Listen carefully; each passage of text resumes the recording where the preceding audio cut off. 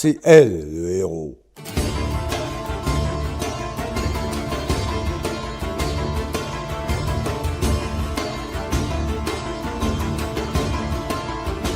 Bonjour à tous mes amis, mes saumons, j'espère que vous allez bien. Le thé est chaud, le thé est brûlant, bouillant, c'est de la lave en fusion le truc.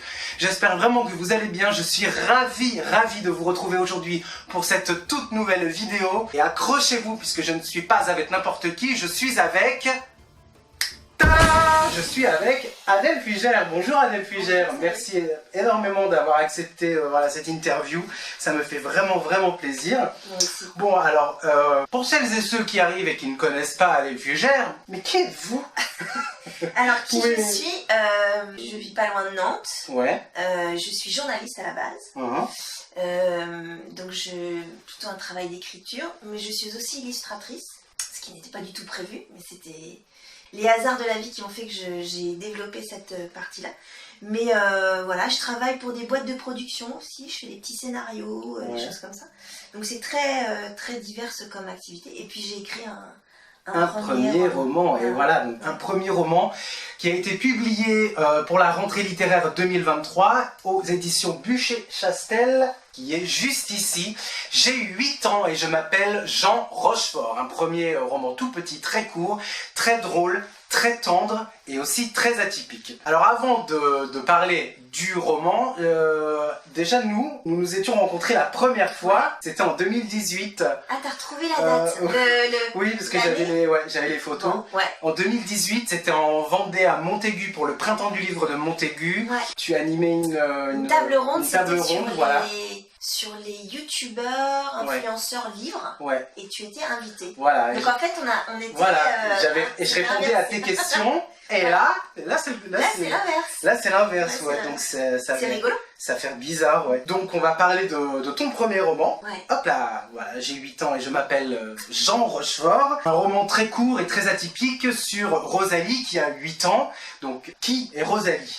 Alors Rosalie, c'est une petite fille tu as raison, qui a 8 ans, qui habite Saint-Lunaire, qui est une commune de Bretagne, qui a une vie assez traditionnelle, ou du moins assez normale. Elle a des parents, elle a un papa et une maman, elle a un papy avec lequel elle a une relation un peu particulière, elle a un meilleur ami qui s'appelle Simon, elle va à l'école, elle a un maître qui s'appelle Jean-Pierre, etc. Donc elle a une vie... Une vie tout à fait, tout à fait banale, tout à fait normale. Ouais, elle n'est pas extraordinaire, Voilà. c'est une petite fille qui vit normalement, quoi. Voilà, exactement. Mais si on gratte un petit peu, on découvre que Rosalie n'est pas vraiment comme les autres, elle est atypique et elle a une particularité, c'est qu'elle ressent un peu toute la tristesse et la misère du monde sur ses épaules. Ouais, c'est une éponge. C'est une éponge Alors elle est pas tout le temps... On pourrait dire qu'elle a un fond dépressif, si tu veux. Alors je sais qu'à 8 ans ça peut paraître surprenant, mais en fait ça existe. Ah oui? Ouais, parce que pour écrire le bouquin, je me suis quand même renseignée auprès de ma tante qui est pédopsychiatre. Elle m'a dit si, ça existe, et même des enfants plus jeunes. Mais en fait, elle a pas de raison forcément d'être pas très bien, mais c'est vrai que de temps en temps, elle a ce qu'elle appelle ces nuages noirs qui arrivent, et elle sait pas trop comment les gérer. Voilà, elle sait pas trop donc c'est une enfance... Je voulais écrire sur une petite fille qui ne va pas tout le temps bien, mais qui a pas forcément de raison de pas être tout le temps bien. C'est ce que j'allais te poser comme question. Comment le personnage de Rosalie est venu jusqu'à ton esprit, en fait? Comment est-ce que... En fait... Comment est-ce qu'elle est venue à toi? Écoute, elle est venue à moi... En fait, ça faisait très longtemps que je voulais écrire sur l'enfance, je m'étais dit sur l'enfance, et sur le fait que l'enfance n'est pas forcément un moment tout le temps joyeux. Je voulais un peu désacraliser l'enfance. Je dis, ça fait une vingtaine d'années que je voulais écrire dessus. Ce côté un peu, l'enfant va toujours bien, l'enfant rit tout le temps, court partout. Le côté un peu... rose bonbon, quoi. Et puis c'est un sujet qui est aussi un peu tabou, c'est un sujet qui n'est pas souvent... la dépression infantile. Ou même la maladie de l'enfant, c'est un peu compliqué d'en parler. Petit à petit, l'image de Rosalie s'est dessinée, c'est-à-dire d'une petite fille. Je voulais une petite fille, je voulais aussi une petite fille qui soit pas forcément ado, Ouais. mais qui soit pas un bébé non plus. Voilà, entre l'an... Ouais. Voilà, Tu sais, l'entre-deux, là, c'est pas trop... Donc le moment où t'es encore un peu rond, mais en même temps, t'es pas encore ce grand échalas d'adolescent. Entre l'enfance qui se termine et l'adolescence qui commence un peu à Voilà, arriver. je voulais faire ce moment-là. Donc en fait, j'ai eu ça pendant très longtemps. Après, il fallait que... Je voulais pas écrire un livre triste, je voulais pas écrire un livre technique, je voulais pas écrire quelque chose de frontal là-dessus, je voulais vraiment que ce soit une espèce de conte, que ce soit drôle et léger. Et donc après, l'angle, il fallait que je trouve l'angle, c'est un journalisme, il faut qu'on trouve l'angle. Et l'angle, je l'ai trouvé avec Jean Rochefort. Avec Jean Rochefort, voilà, il est énormément question de Jean Rochefort, puisque Rosalie, on l'a expliqué tout à l'heure, qui est quand même très triste, elle prend des antidépresseurs, il me semble, de l'Effexor. Oui, l'Effexor. Elle est allée voir des psys, elle a pris l'Effexor, elle a testé plein de trucs pour aller mieux. Elle a testé plein de choses. Et ça n'a pas marché. Et ça n'a pas marché, et un soir, elle s'adresse à Dieu en lui disant « Mais bordel de merde, il faut qu'il se passe quelque chose, aide-moi », voilà, c'est un cri du cœur. Ouais. Et le lendemain matin, Rosalie se prépare pour aller à l'école comme tous les matins, donc une journée comme les autres, comme normal, pour une petite fille comme les autres, sauf que quelque chose va lui... Ouais, elle sent... Il y a quelque chose de... Ouais, elle sent un truc au-dessus de sa lèvre. Voilà, une moustache, il lui pousse une moustache. La moustache, et c'est pas n'importe quelle moustache, puisque c'est la moustache de Jean Rochefort. Voilà, la fameuse moustache. Voilà. Ouais. Et elle n'est plus Rosalie. Elle n'est plus Rosalie, elle s'appelle Jean maintenant. Voilà, elle est Jean Rochefort. Dieu, à mon avis, a peut-être exaucé ses prières, on sait pas vraiment. Ouais. En tout cas, cette moustache-là va lui permettre de prendre un peu le contre-pied et de voir le verre à moitié plein, plutôt qu'à moitié vide. C'est ça, et de pas se faire grignoter en fait, de l'intérieur. C'est-à-dire que ça va lui permettre de plus être elle, être Jean Rochefort. Ça va lui permettre de plus faire de concessions, de dire ce qu'elle a envie de dire. De pas se ménager, de pas ménager les autres non plus. Oui. C'est-à-dire qu'elle va, on en parlera peut-être plus tard, mais elle va dire des choses, elle va prendre la défense de certaines personnes, elle va dire les choses vraiment telles qu'elle les ressent, sans se soucier de ce que vont penser les autres. Et c'est le fait de ne plus être elle, mais d'être Jean Rochefort, qui lui permet d'aller mieux. Voilà. Et de contrer cette timidité qui la grignote, ces moments un peu plus down, un peu plus bas, qui va lui permettre d'aller mieux, et alors on va pas dire la fin, mais et peut-être de se retrouver elle, quoi. Mais c'est parce qu'elle est plus elle. Elle est Jean, voilà, elle est Jean. Exactement, Jean. Voilà. Jean Rochefort qu'on ne présente plus qu'un homme absolument délicieux, généreux. Et pourquoi avoir choisi Jean Rochefort et pas un autre acteur comme Philippe Noiret ou Jean-Paul Belmondo, par exemple? Alors c'est une question qu'on me pose beaucoup. Ouais. Moi, Jean Rochefort, c'est quelqu'un que j'aime énormément depuis toute petite. C'est quelqu'un qui m'a beaucoup marqué. Alors moi, je suis beaucoup plus vieille que toi, mais moi je suis née à la fin du XXe siècle. Je suis née en 1976 et il s'avère que dans les années 80, il y avait un programme à la télé où Jean Rochefort présentait un programme sur FR3 à l'époque avec Winnie l'ourson. Ah ouais? Ouais, il présentait, alors il y avait Zorro, il y avait Winnie l'ourson, etc. Et c'est lui qui présentait, il était souvent dans une pièce dans un fauteuil comme celui-là, tu vois, un gros fauteuil. Fauteuil jaune? Voilà, il racontait alors je sais pas s'il était jaune, mais il racontait des histoires, etc. Et toute petite, je crois, alors certains me disent que c'était le samedi soir, moi je me souviens du dimanche matin parce que mon père faisait la grasse mat et j'avais le droit de regarder la télé. Je regardais ça et lui m'avait beaucoup marqué pour ça, donc j'étais petite. Donc c'est pas l'acteur qui m'a tout de suite fait-il. Après, mon premier souvenir de lui au cinéma, c'est dans Cartouche de Philippe de Broca avec Jean-Paul Belmondo et Claudia Cardinal. Lui, il faisait l'un des 2 seconds en fait de Cartouche. Il s'appelait La Taupe. Il n'avait pas de moustache d'ailleurs et je sais pas pourquoi il avait une voix très grave comme ça. Il était très taciturne aussi, donc ça m'avait beaucoup marqué. Et il m'a toujours accompagnée. C'est-à-dire que évidemment j'ai pas la prétention d'avoir vu tous ses films, mais ce qui m'intéresse c'est lui. C'est-à-dire que je peux passer des heures à regarder des interviews, à l'écouter, à l'entendre. Et donc en fait, pour répondre vraiment à ta question, pourquoi Jean Rochefort, notamment vis-à-vis de Rosalie, c'est que Jean Rochefort ne s'est jamais caché qu'il a eu des grands moments de dépression. Quand il n'a pas réussi le conservatoire, il a eu un grand moment de dépression. Quand il a essayé de faire le film de Terry Gilliam sur Don Quichotte avec Johnny Depp, ça s'est très mal passé. Il a été très malade. Donc je me suis dit, s'il y en a un qui sait ce que c'est et qui peut aider Rosalie, c'est Jean Rochefort. Voilà. Et le déclic de faire rencontrer les deux, c'est à la mort de Jean Rochefort, en 2017. D'accord. Je me suis dit... Oui. Ouais, parce que j'avais fait un papier, en fait, j'avais écrit un papier... Il est mort un lundi, sa mort a été annoncée un lundi. Je fais mes enregistrements à la télé, voilà, et un peu...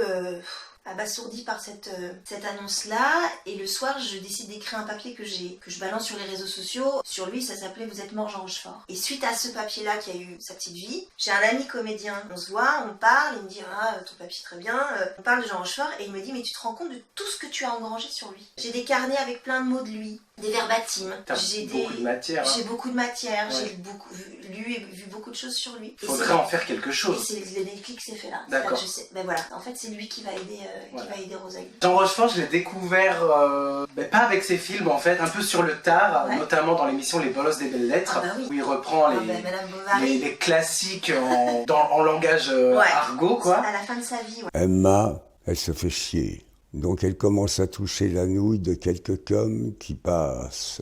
Et elle se fait raccommoder la crinoline par des bad boys dans des calèches. Ça c'est hot zizi bâton. C'est sans sas. Ah bah exactement, c'est sans ça. Moi par exemple, Emma Bovary, j'ai jamais été très attirée par Emma Bovary. Et le fait de l'entendre parler d'Emma Bovary, on rit, Et on apprend, mais on rit. Voilà, et ça donne un second souffle au classique, et ça Exactement. désacralise Voilà. la Complètement. littérature, et que ça la rend un peu plus accessible. Donc Ouais, c'est- puis il se prenait pas trop au sérieux. Non. Mais Emma, elle s'en met plein les fouilles. LOL, la salope. Jean Rochefort et Rosalie dans ton roman, ils ont beaucoup de points communs tous les deux. Oui. Ce sont des Oui. gens qui sont assez timides, mais Oui. qui ont une bonne répartie quand même. Ce Ouais, sont des clowns un peu incompris, un peu timides et assez atypiques quand même. Ouais, moi, Jean Rochefort disait lui qu'il était un clown désespéré. Moi, j'adhère complètement à cette idée-là. Et Rosalie, c'est ça, c'est-à-dire qu'il y a ce côté, la vie n'est pas facile. Elle a quand même des idées, elle, quand elle va pas très bien, le meilleur moment de sa journée, des fois, c'est quand même quand elle va essayer de se trouver un endroit où elle va se suicider. C'est à la fois tragique, en même temps, c'est drôle. Il y a vraiment cette idée de se dire, ok, la vie n'est pas facile, mais la vie est absurde, on va essayer quand même d'en rire. Pour faire un petit pied de nez, quoi. Oui, ouais, c'est ce que j'y pensais. En quoi le rire va de pair avec la tristesse, puisque Rosalie cherche un peu Ouais. de bonheur dans son quotidien. Elle a envie de chasser ses idées noires, puisque à 8 ans, Elle est très consciente de son très- état, t'as raison. C'est quand même assez lourd à porter pour Ouais. une petite fille de 8 ans. Prendre la plume vous autorise à prendre le contre-pied de la timidité, notamment là dans le cas de Rosalie, Ouais.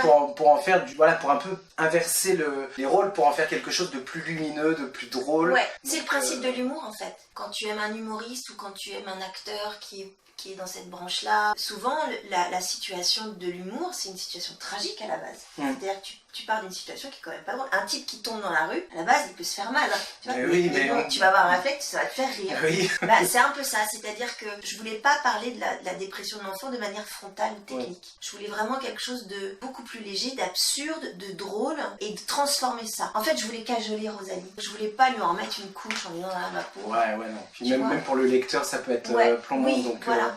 c'est aussi une façon de prendre un peu de distance et de Exactement, recul c'est et exactement ça. un peu de second degré, puisque le rire, quand même, ça fait du bien, on en a besoin, quoi. Surtout en ce moment. Bah oui, surtout, oui. Et il y a vraiment, j'avais vraiment envie de...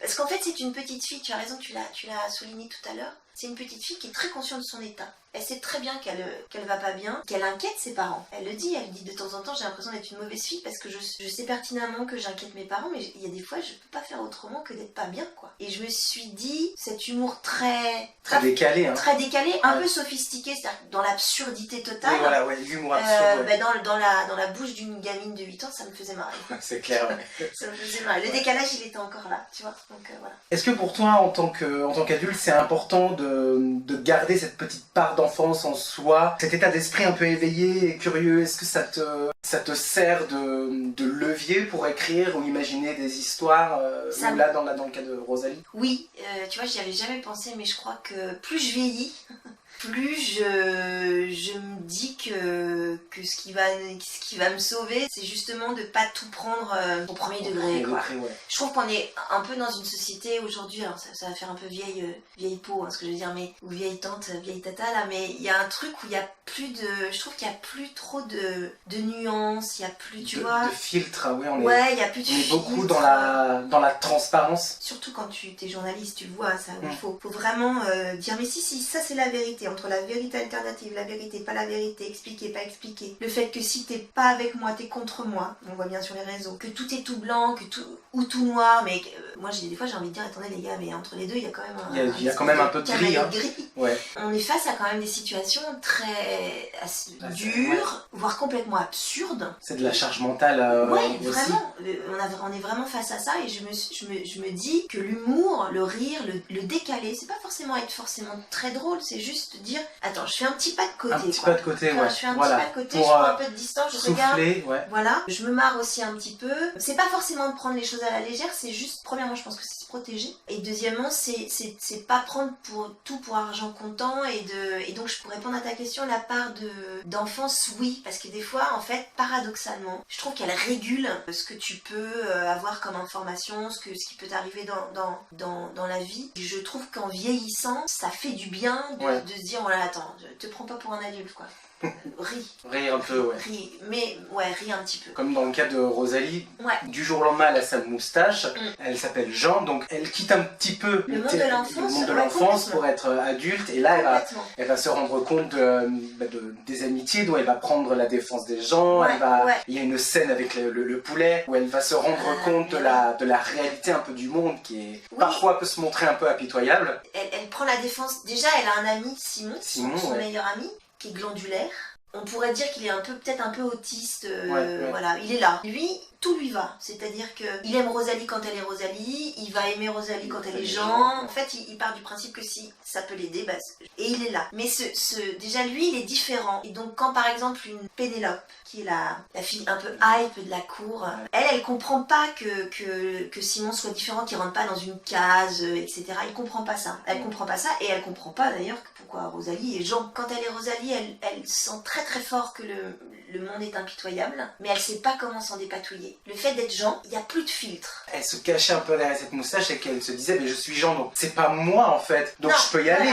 Voilà, c'est et personne me jugera. Non. Donc, Et si on m'aime tel que je suis, Jean, Rosalie ou quelqu'un d'autre, je sais qui sont mes proches, qui sont mes amis, etc. C'est pour ça que Pénélope elle comprend pas. C'est pour ça que Simon il est super parce que lui, tout lui va. C'est pour ça que son grand-père comprend, son papy comprend, ses parents aussi, même s'il y a 2-3 questions d'Ibu, parce que c'est un peu bizarre de voir sa fille se pointer le matin dans son chocolat avec une moustache et dire je suis plus Rosalie, je suis Jean. Voilà. C'est un livre sur le fait de ne pas juger les gens, de les accepter tels qu'ils sont et surtout de les aider, quoi. Quand on est différent, quand on est un peu à part, évidemment, on a on a pas mal de charge mentale, on peut vite glisser sur le terrain miné de la dépression. Donc, c'est un roman qui est très drôle aussi, mais qui aborde quand même des sujets assez sérieux quand même. C'est pour ça que la scène, par exemple, des poulets de riches et des poulets de pauvres, ça aborde la thématique de c'est pas parce que t'es pas du même milieu que moi que je dois te dégager, au contraire, j'enfonce des portes ouvertes, mais c'est un peu de dire être différent, c'est riche, tu vois, c'est riche des différences, être riche des différences. Moi, c'est dans le contexte d'une petite fille et dans un truc très très cadré, etc. Mais oui, je voulais pas simplement dire voilà, Rosalie est pas très bien, point barre, et elle va trouver une solution pour aller mieux. Non, il y a des sous-sujets en fait, il y a des sujets un peu plus sérieux que j'aborde dans un très court bouquin. Oui, parce que le roman est très très court, hein. Les phrases sont courtes, les chapitres sont très courts. Quand j'ai écrit le dernier mot, je me suis dit, ah oui, c'est pas très long. La question d'ailleurs avec mon éditrice, Pascal, s'est posée quand elle m'a dit, on va vous publier. J'étais tellement impressionnée que j'ai un peu freiné des cas de fer. Je dis, mais attendez, mais il y a peut-être... C'est peut-être trop court. Ouais, c'est peut-être trop court, quoi. Et elle m'a dit une phrase qui a tout balayé. Elle m'a dit, mais est-ce que vous avez quelque chose à rajouter? Et en fait, non, j'avais rien à rajouter. C'était voulu, en même temps, c'était pas si voulu que ça parce que je me suis vraiment laissée guider par l'histoire. Je savais où je voulais aller, je savais ce que je voulais dire, mais je pense sincèrement que je suis pas faite pour faire des bouquins de 600 ou 700 pages ou 1000 pages. Oui, c'est très court, c'est très direct. Moi, je suis très sensible au rythme, en fait. Oui, c'est important. C'est le rythme, surtout quand tu fais de l'humour. Oui. Je crois que j'ai aussi été, mon écriture a aussi été un peu conditionnée parce que moi, j'ai écrit beaucoup de chroniques radio. Et quand tu vois, t'as un timing, t'as 3 minutes, t'as pas 3 minutes 1. Et donc, en fait, en plus, je faisais des chroniques, c'est pour France Bleu. C'était de l'autodérision, en même temps, je parlais des petits travers de chacun. J'étais très liée à faire court, à avoir une accroche. et avoir une chute, de pas pouvoir tout dire, donc ça m'a conditionné en fait. Et donc les phrases courtes, tu vois, et le rythme. Je comprends, très fort. Je comprends énormément, puisque dans mes chroniques aussi, voilà. Toi, tu coupes. Pour la rentrée littéraire, c'est, allez, on va dire 2 minutes. Parfois, ça peut être plus long s'il y a besoin. Ouais. Tu sais que tu peux pas tout dire, donc il faut que tu trouves ce fameux angle. Donc moi, j'ai un peu fait ça pour chaque chapitre. C'est pour ça que c'est court. Et je suis très très attachée au rythme. C'est une écriture un peu... Ah ben, on est loin de Chateaubriand, quoi. Un peu d'humour, ça fait du bien, que diable. Mais pas sur du Victor Hugo, quoi. Tiens, à propos d'humour, il y a cet extrait au début du roman, page 20. La note du bel humour est souvent très lourde. Quand on veut amuser les autres, on se doit d'être douloureux soi-même, il faut forcément y laisser des plumes. Ouais, c'est fort quand même. C'est une... alors, pour tout te dire, c'est une phrase de Jean Rochefort. Ah. Ouais, parce que le livre est truffé de verbatim. Oui, d'anecdotes à Jean Rochefort. Le sans-sas. Le sans-sas, c'est Jean Rochefort. Le volaille de merde, c'est Jean Rochefort, qui est une insulte incroyable. Le glandulaire, c'est Jean Rochefort. Glandulaire, oui. Même l'anecdote de Pénélope qui s'habille en Rachida Dati, c'est une anecdote entre Rachida Dati et Jean Rochefort que j'ai tordue en fait. D'accord. D'ailleurs, la question s'est posée de savoir si on mettrait à la fin toutes les références. Parce que moi, de toute façon, je suis journaliste, j'avais besoin de dire voilà, ça j'ai pris ça là, là, là. Et puis en fait, non. Pascal Gauthier de Bûcher-Chassel m'a dit non, à un moment, on sait plus si c'est toi, si c'est lui, etc. Ouais. Comme on sait plus si c'est Rosalie ou Jean. Exactement, voilà, on mélange un peu tout, mais il existe un manuscrit où j'ai toutes les références au cas où on me dirait Manu, c'est ce que tu l'as chopé ça. Et ça, c'est Jean Rochefort qui l'a dit, et je trouvais ça tellement vrai. Mais même quand tu écris ou quand tu crées, je pense que tu mets beaucoup de toi. Et des fois, tu laisses des plumes, tu laisses des choses, quoi. Certains acteurs disent qu'ils repartent jamais, qu'ils ressortent jamais d'un rôle. Pareil qu'avant, il y en a qui touchent plus que d'autres, qui impactent plus que d'autres dans ta vie en fonction de ce que tu as vécu. Je suis assez d'accord avec ça. C'est-à-dire que l'humour, ça part souvent de quelque chose on en revient à ce qu'on disait tout à l'heure, d'un peu plus sérieux. Mais on a envie de le transformer en quelque chose d'un peu plus mousseux, quoi, plus agréable. Plus agréable. Je viens tout juste de savoir depuis à peine quelques jours donc que la moustache qui est sur la jaquette, elle était de toi. Donc je savais pas aussi que tu dessinais. Et est-ce que l'acte créatif d'écrire les mots, le dessin, ça me fait penser à Voltaire qui disait l'écriture, c'est la peinture de la voix. Ah, vachement beau. T'as raison de lier tout ça. En fait, j'ai dessiné la moustache. Il existe même 6 ou 7 dessins de la Rosalie de j'ai 8 ans. Au début, on a voulu mettre des dessins dedans. Donc moi, j'ai dessiné Rosalie, enfin ma Rosalie, et puis en fait, on les a enlevés. Donc c'était prévu que ce soit illustré, en fait, au début. Pour plusieurs choses. La première, c'est que je ne voulais pas, et Bûcher-Chassel ne voulait pas que ce soit associé forcément à un livre pour enfants. C'est pas un livre jeunesse. C'est un livre qui touche tous les âges. Exactement, surtout, voilà. Et puis c'est un livre sur une enfant. Et deuxièmement, je voulais pas, et on voulait pas forcément, si j'avais laissé mes dessins dedans, j'aurais orienté Rosalie. C'est-à-dire que c'était ma Rosalie, c'était ma perception de Rosalie. Et ce que je trouvais intéressant, c'était que le lecteur se fasse sa propre Rosalie dans sa tête. En revanche, parce qu'elle m'a dit, dessine-moi une moustache pour qu'on la mette sur le bandeau. Mais avec cette couleur un peu parme qui rappelle le pull de Jean Rochefort dans le livre qui est violet. Ah oui, j'avais pas fait le rapprochement. Donc non, mais tout est calculé. Tout est calculé, tout est lié évidemment. Et pour répondre à ta question sur le dessin et l'écriture, est-ce que c'est... Ouais, c'est très lié, C'est très très lié. Pourquoi ? Parce que souvent, moi, les dessins, je fais des petits trucs. J'ai pas la prétention de révolutionner le bazar, tu vois, j'ai pas cette prétention-là. Je détourne des objets, petits objets, des crayons, des post-it, des trucs, j'en fais autre chose. Par exemple, je vais prendre une clémentine et je vais en faire une montgolfière. Et l'idée, c'est de dire, c'est peut-être pas une clémentine, c'est peut-être une montgolfière. Ouais, ah bah non, c'est peut-être pas une montgolfière, c'est peut-être une clémentine, tu vois. C'est peut-être pas Rosalie, c'est peut-être Jean. Voilà. On est sur encore cette notion de se dire, ne vous fiez pas à ce que vous voyez, ou ne jugez pas trop vite. Pour le dessin, c'est très aléatoire, il n'y a pas de règle. Parce que par exemple, comme je fais du détournement d'objets, sur une signature qui s'appelle Adèle fait de son mieux, l'autre jour à la radio, j'ai entendu quelqu'un qui, au lieu de dire en poule, il a dit en poulpe. J'étais en voiture et je me dis ah la vache. Mais ouais, c'est vrai, si on prend une ampoule, si tu rajoutes des tentacules en dessous, ça fait une ampoule. Ça fait un poulpe. Tu vois, c'est souvent ça. Et puis après, oui, je peux lire des articles, je peux lire des livres où il y a une phrase qui va me faire tiens, tilt. En dessin, moi j'aime beaucoup Sampé. Sampé, je trouve que c'est il y a tout, quoi. Alors il y a le petit Nicolas, mais à côté il y a Marcelin Caillou. C'est un petit personnage, c'est un petit bonhomme qui rougit tout le temps. Et son meilleur ami, il éternue tout le temps. Donc c'est des petits trucs, tu vois, c'est des petits machins comme ça. Donc après, sur ce que je lis, alors je sais pas pourquoi, je relis ce livre très régulièrement, ce qui n'a absolument rien à voir avec ce que je fais. C'est L'origine de la violence de Fabrice Humbert. Une histoire de secret de famille sur la Shoah, sur la déportation. Et en même temps, c'est un livre sur comment on s'arrange avec la violence extrême, parce que là on est dans une période quand même 42, etc. Comment on fait avec la violence pour survivre? Ça m'a toujours beaucoup marqué. Et j'aime beaucoup Jean-Louis Fournier. Le chouchou, hein, Jean-Louis Fournier. Il y a du Jean-Louis Fournier ici, là derrière, et là dans les poches, et il y en a toute une flopée là. Oui, il en a fait une quarantaine, donc tu vois. Et là aussi, on est sur quelqu'un qui écrit court. Oui, qui écrit très court. Qui et aborde des sujets pas faciles. Ouais. Mais de temps en temps, il y a l'humour qui arrive Exactement. un peu comme ça, un peu sans prévenir. Ça a été l'acolyte de Desproges, donc on sait pourquoi. Il a quand même écrit un livre qui s'appelle Où on va papa, qui a d'ailleurs le prix Femina en 2008, où il parle de ses 2 enfants, 2 garçons handicapés, et c'est d'une tendresse folle, quoi. Ouais. C'est à la fois acide et c'est drôle. C'est drôle, ouais. Moi, je l'avais commencé à le découvrir donc avec celui-là, et juste après avec Veuf. Sur sa femme. Sur sa femme décédée, sur son veuvage. C'est quand même très très difficile quand même à... Et il a encaissé, enfin, ça a été très dur pour lui. Et de temps en temps, c'est très tendre, on a qu'une envie, c'est de le rassurer, de le prendre dans les bras. Ouais. Et de temps en temps, c'est... Ouais. Il y a des phrases comme ça, des punchlines, c'est... où il y a de l'humour, ouais. Et j'aime beaucoup un livre qui s'appelle Monsieur Bouboule, de Patrice Lecomte. Ah, je connais pas ça. Le réalisateur des Bronzés et tout ça. Patrice Lecomte a écrit un livre sur un gros monsieur qui veut se suicider. C'est d'une fantaisie, c'est d'une tendresse, on est toujours dans cette veine-là. Monsieur Bouboule. C'est sorti il y a 1 an ou 2, je crois. 2 ans. Ouais, c'est super, j'aime beaucoup. Super. Ouais. J'ai envie de faire le portrait chinois de ton roman. Ah oui. Si par exemple, ton roman était une musique ou une chanson. Ah oui, mais c'est moi qui réponds.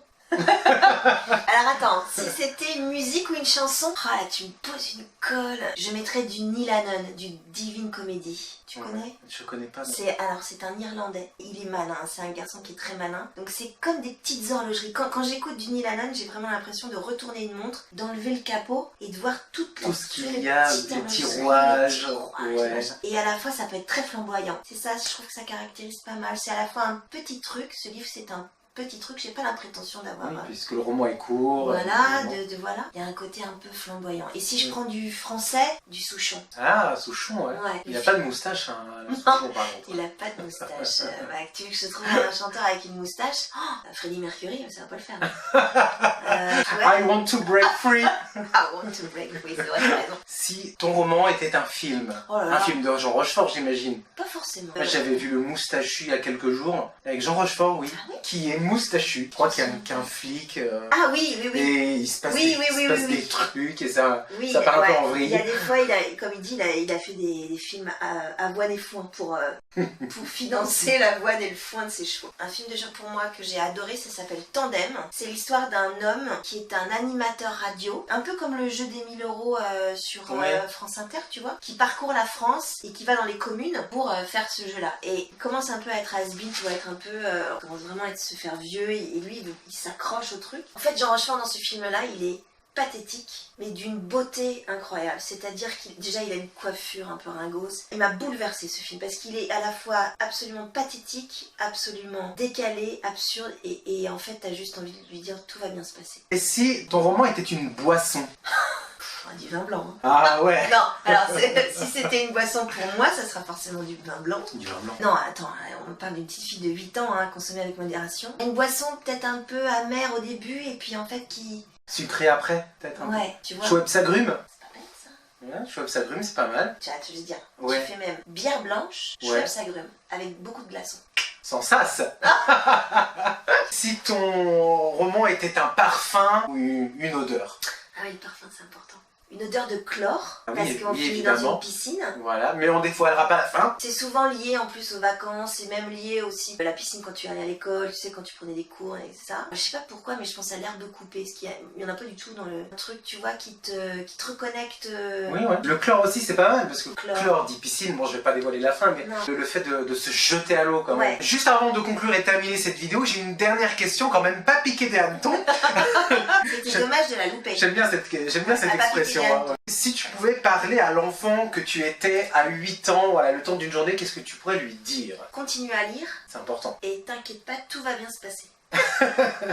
Comme là. J'ai 8 ans et je m'appelle Jean Rochefort. Pour conclure cette vidéo, Adèle Fugère, vous nous offrez un roman généreux sur comment apprivoiser l'humour et comment s'en servir face à un monde triste où les êtres humains ne jugent que par les apparences. Un roman atypique sur l'identité quand on se cherche, quand à un âge où l'imagination foisonne et bouillonne, où l'on se pose des questions, comment se faire des amis par exemple, comment trouver le moyen de s'accepter, de s'assumer, de tout lâcher. Vous faites de la vie de cette petite Rosalie une formidable aventure, on vit avec elle, on rit avec elle, et ça fait un bien fou.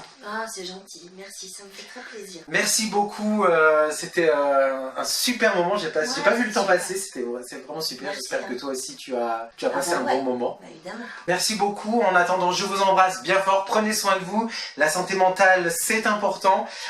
Si vous voulez retrouver plus en détail la chronique sur ce roman, j'ai 8 ans et je m'appelle Jean Rochefort, le lien est en barre de description, vous pouvez aussi la retrouver dans mon émission spéciale Rentrée littéraire 2023. En attendant, eh bien voilà, on a fait le tour, on a fini, on va se refaire un thé, et à très bientôt, bisous bisous, mouah. C'est elle le héros.